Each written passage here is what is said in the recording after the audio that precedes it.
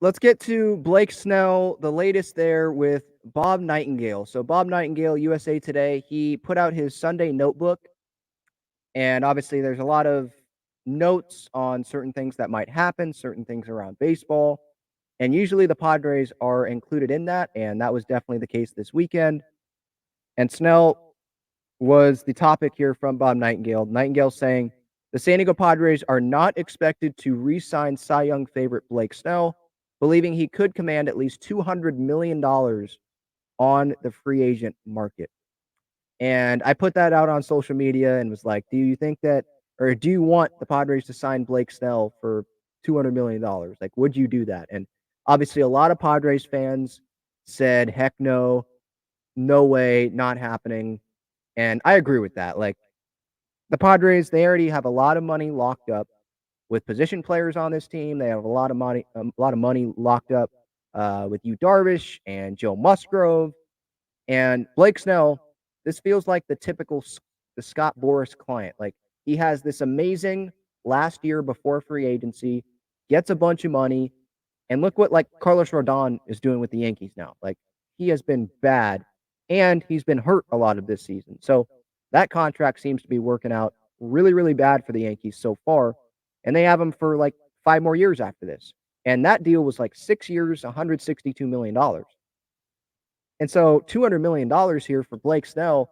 I mean, Padres fans, maybe some baseball fans on other teams that know the Blake Snell name, they're like, "Oh yeah, I want this guy." But Padres fans, we've been watching every start, and sure, we're impressed by what we've seen this year for Blake Snell. But what about the years before that, where he was inconsistent, bad first half, then got together in the second half? But that's not someone that you give $30 million a year to. Like, $200 million. How long is this deal? You know, Blake Snell. If you go to Fangraphs, right, and you go to their like value thing, so like telling you how much money this guy is worth if they were a free agent. For this season in 2023, Blake Snell, so far, he's worth $26 million. So $26 million, that's not how much he is worth every year. That's not how much he has been worth every year with the Padres. In 2021, he was worth only $17 million, according to Fangraphs' value dollar metric that they have. So that's like my point is you're going to be overpaying for Blake Snell if you get him. And you already gave Darvish too many years. I understand why they did it, to get the average annual value down. I get it. But that's too long. That contract, we're going to be, again, hoping that Yu Darvish can stay healthy. Musgrove, I like the contract for sure. I still like the contract. But still, that's still a lot of money tied up to two starting pitchers. You're going to do $200 million to Blake Snell, a guy that has been inconsistent with the Padres in his tenure. When you look at it overall, his years with the Padres, again, this year, he's been really good. But this is at the peak. AJ Preller and the Padres, they have a history of giving guys a big contract after they've performed to their peak. Like, this is the peak that Blake Snell is going to get to. We think Blake Snell is going to get better after this season. I don't see that happening. I see this. You go to a mountain, right? He's climbing up the mountain. He's at the top. All he has is to go down, right? He can't go up any higher. I don't see him having like a 2 ERA next season and being that much better. I just don't see it happening. So like Jake Cronenworth, right? That's another one that Padres fans would point to. I like the deal at the time, and a lot of Padres fans like that deal at the time. And now they want to trash the deal. I don't understand that. I think that that's way too early to be trashing a contract. Same thing with like Xander Bogaerts. You can say that, yeah, it's probably not going to look great at the end, but to give up on the contract less than a season in, I'm not going to do that. But Padre fans definitely have that argument. Like, Joe Musgrove at his peak. Again, I like the contract, but some might think that was at his peak. All-star, Darvish, not at his peak, but like shouldn't have given him that many years. Jake Cronenworth at his peak, right? Like Robert Suarez at his peak.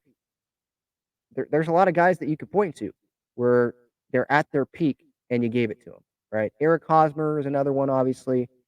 Feels like at his peak, there was no way he was going to keep doing what he did with the Royals with the Padres, you know? It's like, okay, how many more contracts are you going to give out where it's an overpay? They're at their peak.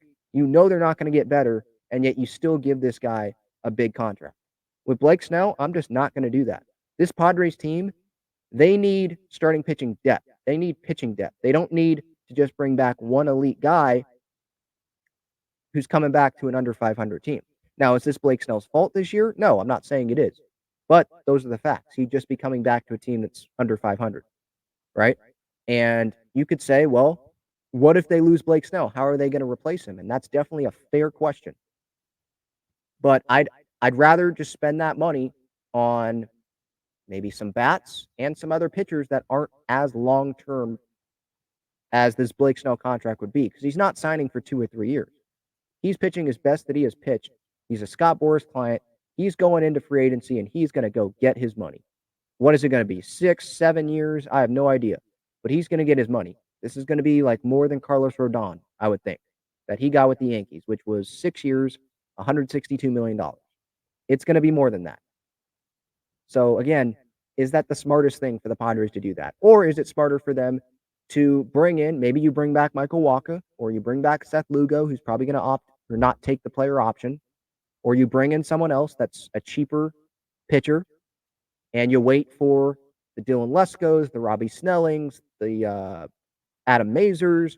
You wait for those guys to come up, have the cheap contract. You don't trade those guys, and hopefully they will be something, right? And Musgrove and Darvish, they can stay healthy. Like, there's a lot of free agent pitchers that we're not thinking about. Like, we'll think about like Nola, Julio Urias, even though that's definitely a no-no based on things that he has done off the field. Shohei Ohtani, that's definitely a lot of money that they'd be spending, and there's question marks there, obviously. Like, beyond those guys, Marcus Stroman you can put in there. Beyond those guys, there's still a lot of guys that they can give 1-2-year deals to that I think would be a better use of their resources, and they'd have money left over to give to other guys to build a better overall roster than just giving $200 million to Blake Snell. Peter Seidler, instead of you being the desperate one this time around, let another owner be the desperate one and give Blake Snell more money than he can refuse. That's how I'm going to go into this offseason. That's my opinion with Blake Snell. Like, the Don and Mud interviews are great. Blake Snell, he has been pitching great this season, but I don't see him continuing this for the Padres. If he was going to continue this for the Padres, okay, then maybe you give that to him. But there's no way that he's going to continue pitching like this throughout this contract, or even probably next year or the next couple years. Maybe he pitches like this next year, but is he going to do that in 2025? I just don't see it happening. Just based on what we've seen from Blake Snell in a Padres uniform, his entire tenure, I don't see it happening. So yeah, the $200 million, I'm out. Like Mark Cuban says in Shark Tank, I'm out.